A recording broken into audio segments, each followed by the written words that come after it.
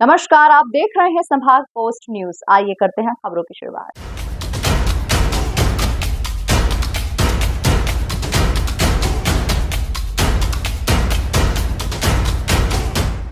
शहर के रामकृष्ण कॉलोनी निवासी एडवोकेट की बहू के 31 मई को फांसी लगाकर आत्महत्या किए जाने का मामला तूल पकड़ रहा है। परिवार के ससुराल पक्ष पर दहेज के लिए प्रताड़ित किए जाने के आरोप लगाए जाने के बाद भी गिरफ्तारी नहीं होने से नाराज परिजनों के साथ ही समाजजनों ने शहर में आक्रोश रैली निकाली।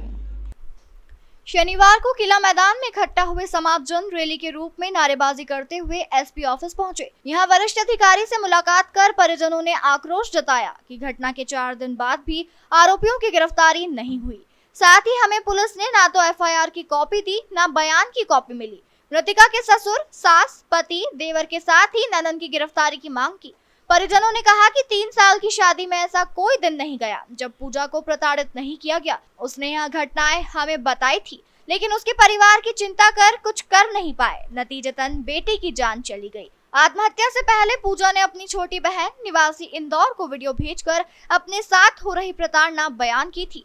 पूनम ने कहा कि पूजा का ससुराल पक्ष आर्थिक रूप से सक्षम होकर जांच प्रभावित कर सकता है। वह हम पर भी दबाव बना रहा है। उनकी मांग है कि उन्हें जल्द गिरफ्तार किया जाकर नाले पर बना अवैध मकान पर बुलडोजर कार्रवाई की जाए। परिजनों के आक्रोश को देखते हुए तत्काल थाना प्रभारी को फोन पर संपर्क कर एफआईआर की कॉपी दिए जाने के साथ ही ससुराल पक्ष को गिरफ्तार करने के आदेश दिए। नवविवाहिता के मृत्यु के संबंध में परिजनों के बयान के आधार पर दहेज हत्या का मामला पंजीबद्ध किया गया है और मैं अभी परिजनों को बताया हूं कि 24 घंटे के अंदर सभी आरोपियों को गिरफ्तार कर लिया जाएगा। सर, परिजनों का आरोप है कि ससुराल पक्ष रसूखदार है और वो जांच को प्रभावित कर सकते हैं। उसको लेकर किस तरह की कार्रवाई? कोई इसकी जांच को प्रभावित करने वाला पैदा नहीं हुआ है अभी तक। इसके लिए सबको इकट्ठा करके समाज ने बोला उनकी गिरफ्तारी अभी तक क्यों नहीं, उनको सबने मिल के एकजुट होकर हमारे समाज वाले हुए एसपी साहब से आवेदन देने के लिए कि उनसे बोला है कि साहब इन्हें अभी तक 4 रोज हो गए, गिरफ्तारी क्यों नहीं हुई। और हम चाहते हैं कि ये फांसी लगा के मेरी छोरी को गला दबा के घोट के मार डाला। अगर मेरी बच्ची फांसी लगाती तो ये पुलिस केस बनता। ये पुलिस वाले आते, पंचनामा बनाते उसके घर पे और अस्पताल ले जाते और मेरे को बुलाने दुकान पे आया। ये अस्पताल खुद छोड़ा है, अस्पताल में बच्ची को मरी को और मेरे को लेने आया, वहाँ छोड़ के मेरे को अस्पताल में भाग गया।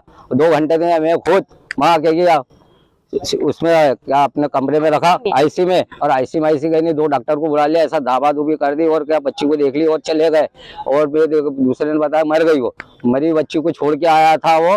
और फिर मैं घर वालों को फोन लगाया, फिर सबको बुलाया, वहाँ कोई नहीं। ये 2 घंटे तक गायब रहा। उन्होंने बहुत बड़ा वो करा हुआ है, कांड करा हुआ है। इन लोगों ने सबने मिलकर के उसे मारा है और इसकी हत्या कर दी है इन लोगों ने मिलकर के।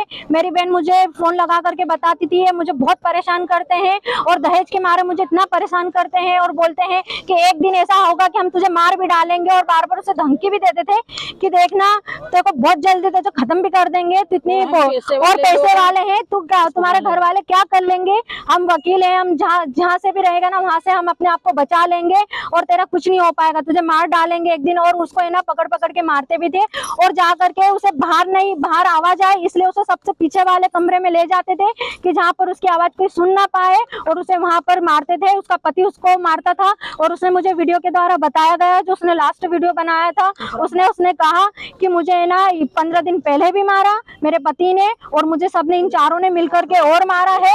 और इसी कारण और इतना कुछ मुझे ये उत्साहित कर रहे हैं कि तू आत्महत्या करने के लिए वो हो जाए। और बहुत मजबूर हो गई थी और उन लोगों ने फिर सब मिलकर के उसकी हत्या कर दी।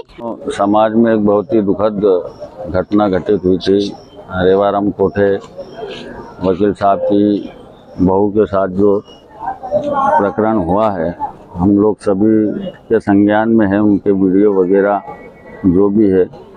तो पूरी समाज बहुत आक्रोशित है और कहीं न कहीं इस प्रकार की जो घटनाएं समाज में दोबारा घटित न हो, इसी को लेकर सभी समाजजनों का आक्रोश पीड़ित परिवार का है।